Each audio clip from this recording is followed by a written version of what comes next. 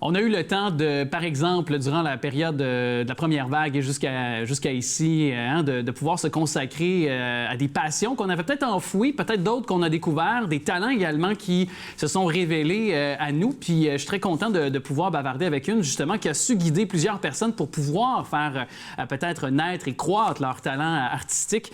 Marie-Josée Bergeron qui est avec nous. Bonjour, merci d'être là. Bonjour, ça me fait plaisir. Merci à vous. Merci. Donc, d'artiste à entrepreneur, est-ce qu'on peut résumer ainsi la dernière année? Tout à fait. Vous aussi, vous êtes découvert des talents insoupçonnés, peut-être? Ou, Tout à fait, tout à fait. Donc, premier confinement, je travaillais beaucoup la créativité, la peinture auprès des entreprises. J'ai perdu mes contrats.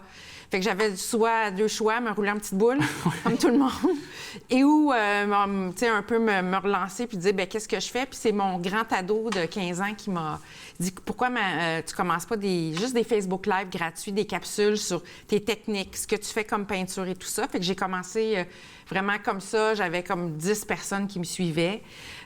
Puis ça a continué de fil en aiguille et il y a eu une demande, en fait, bien, pourquoi tu nous donnerais pas des cours ou des formations? Fait que c'est comme ça que ça a apparu. Ça a commencé en avril, puis depuis ce temps-là, ça fait grandir, ça fait juste que grandir, ouais.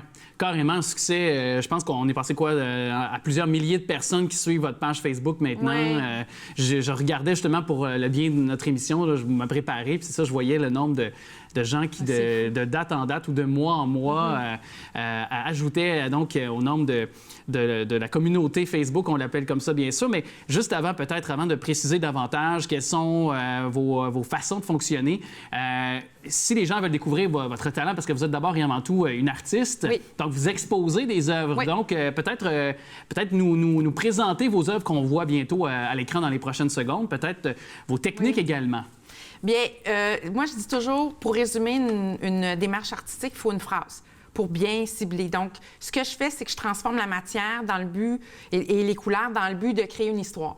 Fait que ce que je fais, c'est vraiment de combiner différentes matières, différents médiums pour créer quelque chose de nouveau.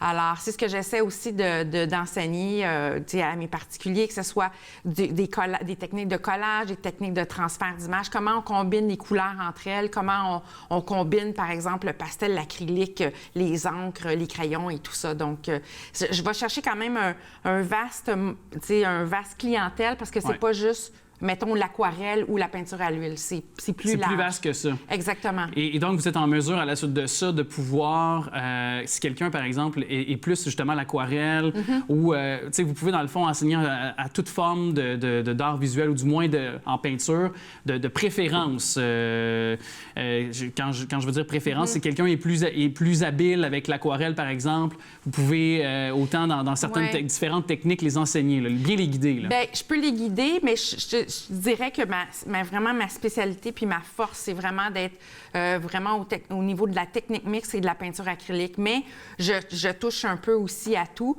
Mais j'essaie de toujours intégrer, par exemple, dire, bien, essayez le collage avec votre technique à l'huile ou essayez autre chose pour les sortir aussi de leur zone de confort. Tu sais, d'avoir... Parce que depuis qu'on est confiné, ce que je m'aperçois, c'est que les gens sont dans leur habitude. Oui, mais ils veulent aussi avoir de la nouveauté. Ils veulent quand même se sentir vivants et sentir qu'ils font autre chose de leur vie que justement... savoir il y a eu combien de cas par jour. C'est ça, exactement, d'être arrivé au point de presse quand il survient des points de presse des différents premiers ministres provinciaux au niveau fédéral. Mais est-ce que, par contre, vous avez vu, de par votre interaction et vos cours, puis le résultat parce qu'on dit souvent que l'art, évidemment, fait du bien, contribue au bien-être, puis moi, je suis le premier à penser ainsi. Mais est-ce que vous avez donc vu que ça fait œuvre utile, ce que vous enseignez auprès des gens? Oui. J'espère. J'ose croire que oui. Ce que je peux confirmer, par exemple, c'est que ça brise l'isolement, ça, c'est sûr. Puis, moi, ma clientèle cible est vraiment les personnes retraitées. Donc, puis c'est 99,9 % de femmes. Puis je me rends compte que souvent, bien, c'est des veuves, c'est des personnes qui vivent seules. Puis pour ces femmes-là, mais c'est comme un rendez-vous qu'on se donne hebdomadaire, dire OK, bien là, c'est mon Facebook Live. Puis par la suite, dire bien, je vais m'inscrire à ta formation Zoom, je vais m'inscrire à ta formation en ligne. Puis je me rends compte j'ai vraiment beaucoup de témoignages sur comment ça leur fait du bien. Fait Puis ça crée des rencontres aussi. Tant mieux. Parce que ça crée des rencontres avec peut-être d'autres, certains, tu sais, plusieurs femmes, donc entre elles fraternisent et par la suite peuvent continuer à se suivre sur Facebook, s'encourager dans leurs différents tableaux. Donc ça crée un grand cercle. Mais on lance quand même le message aux hommes parce que on peut avoir des hommes qui peuvent avoir un regard artistique intéressant puis qui pourraient peut-être se joindre au groupe. Moi, je ne demande que ça et des ados aussi.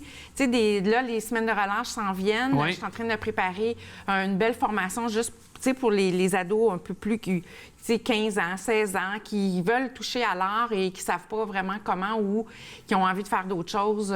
Donc, c'est pour tout le monde, l'art. Hein? Et pour vous, en tant qu'artiste, ça vous nourrit? J'ai l'impression d'aller à la rencontre de ces gens-là. Est-ce que ça vous a nourri dans vos œuvres que vous avez réalisées depuis ce temps-là et que dans vos cours? Est-ce que ça a eu aussi un impact? Ça a un impact sur les gens, mais est-ce que ça a un impact sur l'artiste? C'est vraiment une bonne question. Puis c'est drôle que vous posiez cette question-là parce que j'y ai réfléchi dernièrement, pendant Noël et tout ça. Puis je me suis aperçue que si je faisais pas ça, probablement que je serais... en détresse mentale aussi, en ce moment. Oui, parce que j'ai besoin de... Tu sais, je suis une artiste visuelle. Souvent, comme artiste, on est toute seule dans notre studio, dans notre atelier, on crée tout ça. Mais moi, ça fait longtemps que j'enseigne avant même la pandémie. Et si j'avais pas eu ça, le contact avec les autres... L'humain, hein? Bien, c'est essentiel parce que ces femmes-là, je dis les femmes, mais cette clientèle-là m'apporte sinon plus que je peux leur donner parce qu'elles ont du bagage aussi, une histoire. C'est vraiment... Moi, tu sais, à tous les jours, je me pince. C'est ça. Oui. Puis en même temps, c'est ça, donc ça se nourrit l'un et l'autre, c'est-à-dire il y a une énergie qui peut se transmettre autant, même avec l'écran, on est rendu habitué maintenant, donc il y a une certaine chaleur quand même qui peut y avoir, une proximité, on va le dire comme ça, parce qu'au moins on échange ensemble. Puis il ne reste plus beaucoup de temps, fait que je veux quand même qu'on prenne un moment de cet entretien pour qu'on puisse préciser aux gens qui aimeraient se joindre aux différents groupes ou aux groupes que vous... que vous enseignez, là, c'est possible toujours de le faire. Puis même si on a commencé, par exemple, une formation, que vous avez commencé la formation, on peut s'y joindre de semaine en semaine. Il n'y a pas de point de départ. En fait, les formations, c'est des formations en ligne. J'en ai plus de 15 sur mon site Internet. La meilleure façon, c'est d'aller sur mon site Internet, ateliermjb.com. Et tous les renseignements sont là. Puis les formations, ce sont des formations préenregistrées. Donc, c'est accessible à vie pour les personnes qui vont s'inscrire. Et en parallèle à ça, j'ai des ateliers vraiment ateliers virtuels que j'appelle Zoom, qui c'est une fois par semaine, là, les gens doivent s'inscrire. Puis des fois, j'ai des blocs de 2 jours ou des 2 avant-midi. Donc, il y a différentes formules les façons de pour pallier à tout le monde. Puis on a un groupe Facebook dans lequel, on peut justement, comme vous disiez, on peut échanger. Exact.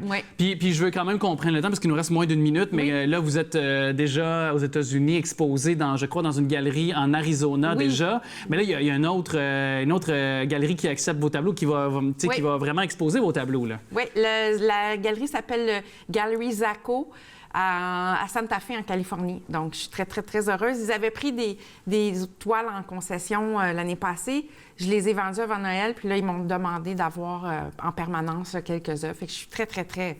Je suis contente. Bien, c'est quand même vraiment à l'international, puis on souhaite que, pourquoi pas, aussi ces beaux ateliers-là puissent se transmettre aussi, se propager en anglais, pourquoi pas. On vise, je pense, le marché, puis ça peut bien s'exporter de notre clavier. Il n'y a pas de frontières. C'est ça, il n'y a pas de frontières. On peut les abattre assez rapidement. Bien, merci beaucoup, Marie-Josée Bergeron. Merci d'être venue nous parler. Ça a été très agréable. Merci beaucoup.